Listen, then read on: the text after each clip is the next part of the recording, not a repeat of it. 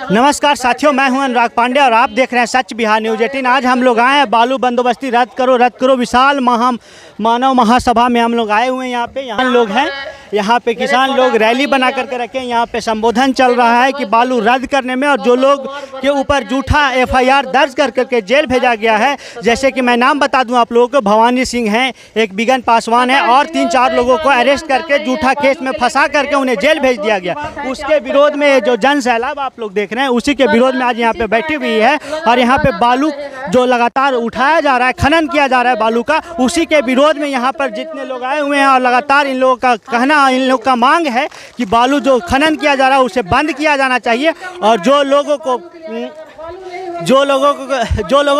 Fake case में फंसाया गया है उन लोगों को जल्द से जल्द रिहा किया जाए। इसके लिए जीतन राम मांझी के पास भी मांग किया गया था, और साथ ही साथ यहाँ प्रेम कुमार के पास भी कुछ लोग गए थे कि जो लोग को फंसाया गया उन लोग को छुड़ाया जाए। लेकिन यहाँ पे जितने लोग हैं, जो नेता लोग हैं, जैसे कि यहाँ पे जीतन राम मांझी जी हैं और प्रेम कुमार हैं, या फिर हमारे इमामगंज के संसदीय क्षेत्र के जो सांसद महोदय हैं वो सुशील कुमार सिंह, वो भी इसमें शामिल हुए, लेकिन सिर्फ शामिल हुए, कुछ कर नहीं रहे हैं। एक चीज़ बताइए आप, जो ये भीड़ लगी हुई है आज यहाँ पे आप खड़े हैं, तो किस लिए खड़े हैं? बालू उठ रहा है, उसके लिए हम लोग खड़े हैं कि बालू जो है यहाँ इमामगंज, रानीगंज, चपरे घाट और बांके बाजार बिघासी से जो उठ रही है, इसको बंद करवाने के लिए। तो बालू जो उठाव हो रहा है उससे क्या नुकसान, आपको क्या लगता है, क्या नुकसान है? नुकसान ये है कि जब बालू नहीं रहेगा तो पानी कहाँ से रुक पाएगा, और जब पानी नहीं है तो सिंचाई कैसे होगी, या हम लोग को पीने के लिए कहाँ से मिलेगा। इसी कारण हम लोग जुटे हुए हैं। चलिए, और लोगों से हम मिलवाएंगे आपको। आइए आपको मिलवाते हैं। आप लोग यहाँ पे बैठे हुए हैं भाई लोग, तो किस लिए बैठे हुए हैं? चाचा आप बताइए, यहाँ पे जो बैठे हुए हैं किस लिए बैठे हुए हैं? हम लोग बालू रोकाव के लिए बैठे हुए हैं।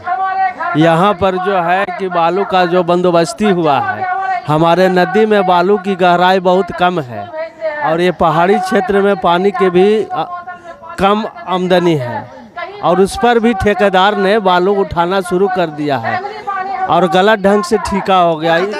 सबसे कुछ नहीं बोले आप लोग? सब नेता को कहकर हम लोगों ने थक गया, लेकिन किसी के कान में कुछ आवाज़।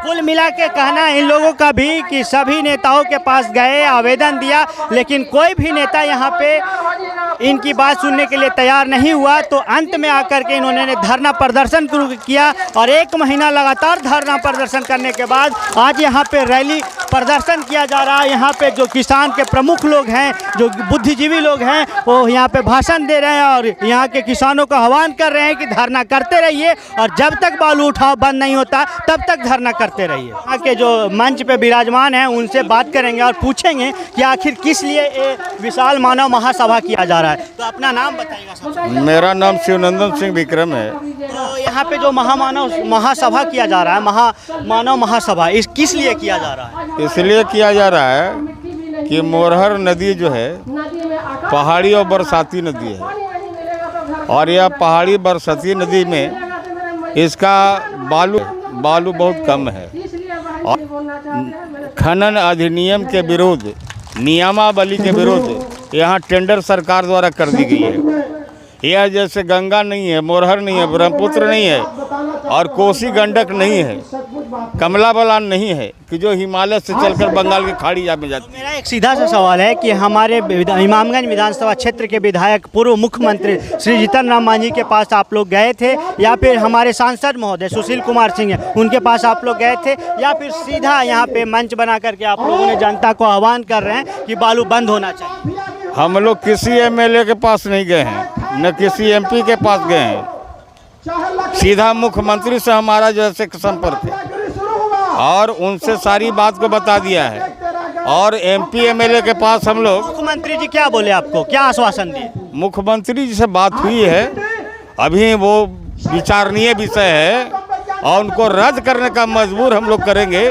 यह आंदोलन तब तक चलेगा जब तक कि बालू का टेंडर रद्द नहीं हो जाता है, और हमारे जो गलत ढंग से जो है धरनार्थियों को जेल में बंद किया गया है, उनको बिना शर्त रिहा नहीं किया जा सकता है। तब तक हमारा आंदोलन जारी रहेगा, और हो सकता है कि आने वाला दिन में कल ये सारा चक्का जाम हो जाएगा, रोड पर लोग आ जाएंगे। ये जो बालू यहाँ पे बंद करने के लिए आप लोग आंदोलन कर रहे हैं, यहाँ पे कुछ लोगों को फंसा करके जेल भी भेजा गया, उसके खिलाफ आप लोग ये आंदोलन कर रहे हैं, इसका कितना दूर तक आवाज़ पहुँच रहा है और क्या होने वाला है इससे? आवाज़ तो निश्चित रूप से पहुंच रही है। अगर आवाज़ नहीं पहुंचता तो जैसा कि आपको ज्ञात होगा कि क्लस्टर संख्या 29 और क्लस्टर संख्या 30 को अगले आदेश तक रद्द कर दिया गया है। साथ ही क्लस्टर संख्या 27 को 144 धारा लगा दिया गया है। तो इससे स्पष्ट होता है कि कहीं ना कहीं हमारी बात जो है सरकार तक पहुंच रही है। और जैसा कि मैं जानता हूं क्लस्टर संख्या 29 और क्लस्टर संख्या 30 पर से फिर से बालू उठना शुरू हो चुका। नहीं ऐसा नहीं है। 144 लगा हुआ है 27 पे, वहाँ की जानकारी नहीं है, लेकिन 29 और 30 पे नहीं उठ रहे हैं। चूँकि अभी मेरा डिघासिन में धरना चल रहा है। आज मैं विगत 27 दिनों से वहाँ पे धरना पर बैठा हूँ। उस धरना को मैं ही चला रहा हूँ, तो मुझे अच्छा तरह से पता है कि वहाँ पे नहीं उठ रहा है। और आपका क्या मोटिव है सर, आप क्या सोचते हैं इस धरना के बारे में? देखिए, ऐसा है कि आज तक ये इमामगंज विधानसभा में हम लोग बुद्धिजीवी नौजवान माता बहन के द्वारा जो भी आंदोलन चला है, इसका इतिहास है कि हम लोग सभी आंदोलन को जीते हैं और इस आंदोलन को भी हम लोग अवश्य रूप से जीतेंगे। अभी पिछला हम लोग रेलवे संघर्ष का भी आंदोलन चला रहे थे, उसमें भी हम लोग विजय पाए हैं और हम लोग एकदम बिल्कुल कृत संकल्प है इमामगंज विधानसभा के सभी किसान मजदूर लोग कि हम लोग यहाँ से बालू बाहर एक छटाक भी नहीं जाने देंगे, तो नहीं जाने देंगे।